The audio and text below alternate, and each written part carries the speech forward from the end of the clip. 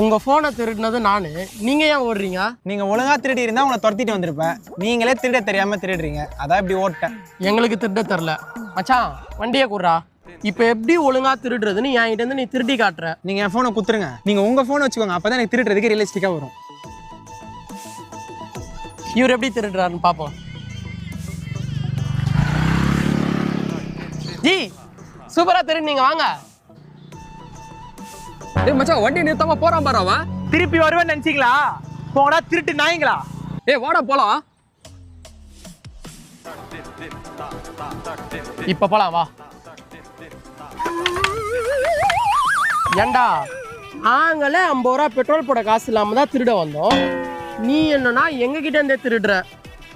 பங்கு வரைக்கும் நீ தான் தள்ளுற, ஸ்பீடா தள்ளுற.